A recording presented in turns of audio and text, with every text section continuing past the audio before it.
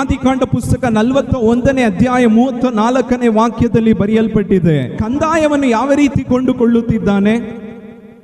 ಆ ವಾಕ್ಯದಲ್ಲಿ ಬರೆಯಲ್ಪಟ್ಟಿದೆ, 5ರಲ್ಲಿ 1 ಭಾಗವನ್ನು ಐಗುಪ್ತ ಜನರಿಂದ ಇವನೇನ್ ಮಾಡ್ತಾ ಇದ್ದಾನೆ? ತೆಗೆದುಕೊಳ್ತಾ ಇದ್ದಾನೆ. ರಾಗಿ 5 kg ಬೆಳೆದ್ರೆ ಈಗ ಎಷ್ಟು kg ಕೊಡಬೇಕು ರಾಜನಿಗೆ? 1 kg ರಾಜನಿಗೆ ಕೊಡಬೇಕು. ಗೋಧಿ 10 kg ಬೆಳೆದ್ರೆ ಎಷ್ಟು kg ಕೊಡ್ಬೇಕು ರಾಜನಿಗೆ? 2 kg ರಾಜನಿಗೆ ಕೊಡಬೇಕು. Praise the lord, hallelujah. ಏನಕ್ಕೋಸ್ಕರ ತೆಗೆದುಕೊಳ್ಳುತ್ತಿದ್ದಾನೆ? ಈ ಕಾರ್ಯದಿಂದ ನಾವು ಒಂದನ್ನು ತಿಳಿದುಕೊಳ್ಳಬಹುದು. ಮುಂದೆ ಬರುವಂತಹ ಒಂದು ಬರಗಾಲದಲ್ಲಿ, 7 ವರ್ಷ ಬರಗಾಲದಲ್ಲಿ ಈ ಜನರನ್ನು, ಇವರು ಕೊಟ್ಟಂತ ಹಣವು ಇವರಿಗೆ ಮತ್ತೆ ಏನ್ ಮಾಡುತ್ತದೆ? ಹಿಂತಿರುಗಿ ಬರುತ್ತದೆ. ಇವರು ಕೊಟ್ಟಂತ ಧಾನ್ಯಗಳು ಇವರಿಗೆ ಹಿಂತಿರುಗಿ ಬರುತ್ತದೆ.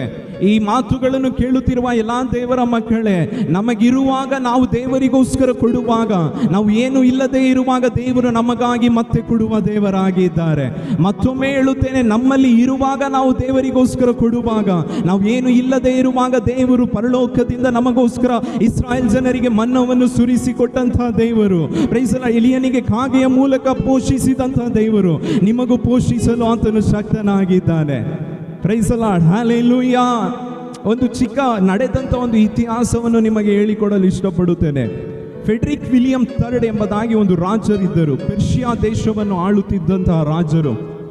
ಅವರು ಪೆರ್ಷಿಯಾ ದೇಶವನ್ನು ಆಳುತ್ತಿದ್ದಾಗ, ಪ್ರೈಸ್ ದಿ ಲಾರ್ಡ್, ಆ ಪೆರ್ಷಿಯಾ ದೇಶದಲ್ಲಿ ಘೋರವಾದ ಒಂದು ಬರಗಾಲದ ರೀತಿಯಲ್ಲಿ ನಡೆಯಿತು. ಹಣಕಾಸಿನ ವ್ಯವಸ್ಥೆ ಕುಸಿದು ಹೋಯಿತು. ಕುಸಿದು ಹೋಗುವಾಗ ಜನರಲ್ಲಿ ಕೇಳಿಕೊಂಡರು, ನಿಮ್ಮಲ್ಲಿ ಇರುವಂತಹ ಎಲ್ಲ ಬೆಳ್ಳಿ ಬಂಗಾರವನ್ನು ಅರಣ್ಮನೆಗೆ ತಂದು ಒಪ್ಪಿಸಿರಿ, ನಾನು ಅದರ ಬದಲು ಒಂದು ನಾಣ್ಯವನ್ನು ಕೊಡುತ್ತೇನೆ ಎಂಬುದಾಗಿ. ರಾಜನ ಮೇಲೆ ಪ್ರೀತಿ ಇರುವಂತಹ ಅನೇಕರು ತಮ್ಮಲ್ಲಿ ಇದ್ದಂತಹ ಚಿನ್ನವನ್ನು, ಬಂಗಾರಗಳನ್ನು ರಾಜನಿಗೆ ತಂದು ಕೊಟ್ಟರು. ರಾಜನು ಆ ಚಿನ್ನವನ್ನು ತೆಗೆದುಕೊಂಡು ಅವರಿಗೆ ಏನನ್ನ ಕೊಟ್ಟರು? ಅದರ ಬದಲಾಗಿ ಒಂದು ಕಾಯಿನನ್ನು ಕೊಟ್ಟರು. ಇದನ್ನು ನೋಡುತ್ತಿದ್ದ ಈ ಇತರ ಜನರು, ನಿಮಗೆ ಬುದ್ಧಿ ಇಲ್ಲ, ಚಿನ್ನವನ್ನು ಕೊಟ್ಟು ಏನನ್ನ ತಗೊಳ್ತಾ ಇದ್ದೀರಾ? ಒಂದು ಕಬ್ಬಿಣದ ಕಾಯಿನನ್ನು ತಗೊಳ್ತಾ ಇದ್ದೀರಾ, ನಿಮಗೆ ಬುದ್ಧಿ ಇಲ್ಲ ಎಂಬುದಾಗಿ ಆಡಿಕೊಳ್ಳಲು ಪ್ರಾರಂಭಿಸಿದರು ಜನರನ್ನು. ಏನ್ ನಡೀತು ಗೊತ್ತಾ? 1-2-3 ವರ್ಷದಲ್ಲಿ ಆ ದೇಶದ ಪ್ರೈಸ್ ದಿ ಲಾರ್ಡ್ ವ್ಯವಹಾರವು ಕುಸಿತದಿಂದ ಮೇಲೆದ್ದೇಳಿತು. ಒಳ್ಳೆ ರೀತಿಯಲ್ಲಿ ಅವರ ಪ್ರೈಸ್ ದಿ ಲಾರ್ಡ್ ಅವರ ಆದಾಯವು ಆ ದೇಶದ ಆದಾಯವು ಹೆಚ್ಚಾದಾಗ, ಈಗ ರಾಜ ಮತ್ತೆ ಹೇಳ್ತಾ ಇದ್ದಾರೆ, ಯಾರ್ಯಾರ ಕೈಯಲ್ಲಿ ನಾನು ಕೊಟ್ಟಂತ ಆ ನಾಣ್ಯಗಳಿದೆಯೋ ಅವರೆಲ್ಲರೂ ಅರಣ್ಮನೆಗೆ ಬನ್ನಿರಿ, ಆ ನಾಣ್ಯಗಳನ್ನು ತೆಗೆದುಕೊಂಡು ಅರಣ್ಮನೆಗೆ ಬನ್ನಿರಿ ಎಂಬುದಾಗಿ.